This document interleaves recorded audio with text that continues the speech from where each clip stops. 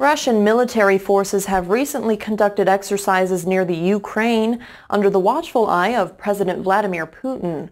Among the weaponry inspected by the Kremlin leader were intercontinental ballistic missiles, or ICBMs.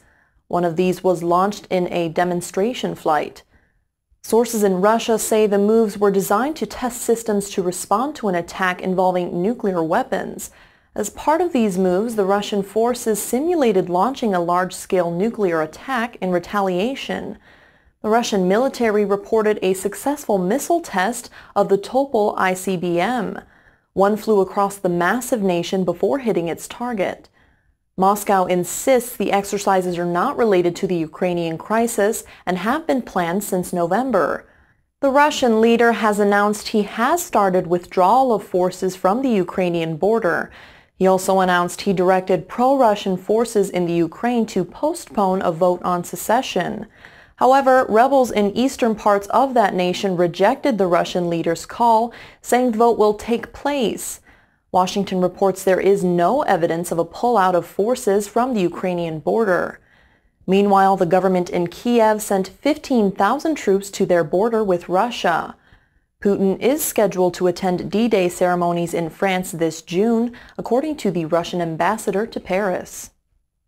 NATO's muscle flexing is in full swing as the alliance stages its major war games in Estonia.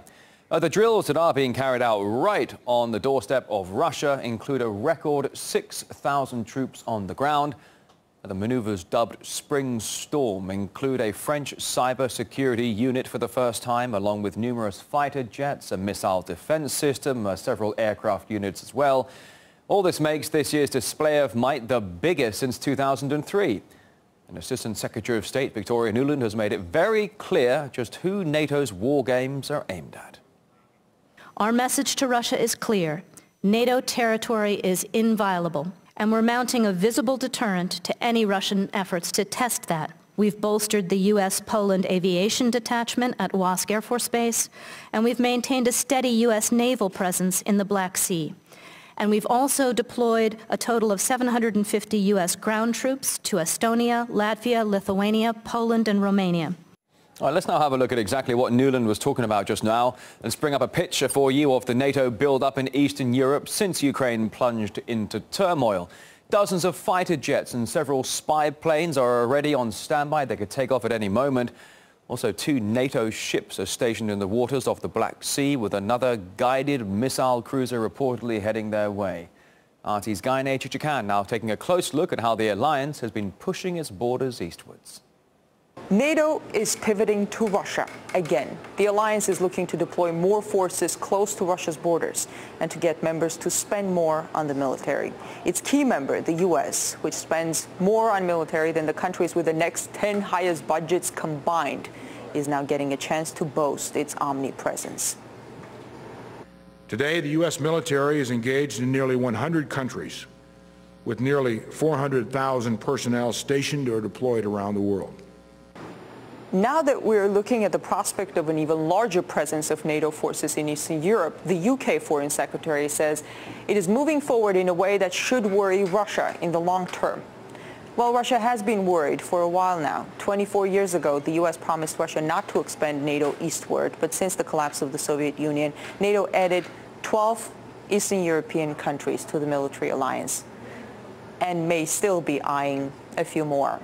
Even despite broken promises, Russia and NATO found ways to cooperate on issues like Afghanistan, drug trafficking, non-proliferation, but now even that has been put on ice. In Washington, I'm Ganesh Chekyan, RT. Germany was among the first states to join NATO and is currently a key ally of the U.S. RT did ask some German MPs what they think about the bloc's steady build-up of power. It seems they are none too pleased. There is no reason why NATO forces should be stationed close to Russia. Neither the Baltic states nor Poland are threatened in any way. The conflict is in Ukraine, and Ukraine is not a member of NATO. Ukraine and Russia are 2 brotherly countries. Right now, Ukraine is split. Russia has sympathies for the progressive forces that are resisting fascism. This is understandable, and it's a good thing. There is an attempt to use this situation to make NATO troops a permanent feature in this region. Mr. Rasmussen is pouring fuel on the fire by placing NATO troops closer to the Russian border. It goes against the principles of peaceful coexistence. NATO is accusing Russia of intervening in Ukraine, but the fact is that Ukraine has been getting support from the US via NGOs for years. US government has admitted to investing $5 billion into so-called civil society. Right now, NATO is actively supporting the military operation with its advice and know-how. We see this as an escalation. NATO is pursuing its geopolitical strategic interests. We're not willing to accept that, and we want to return back to the policy of peace. We will fight for that in Parliament.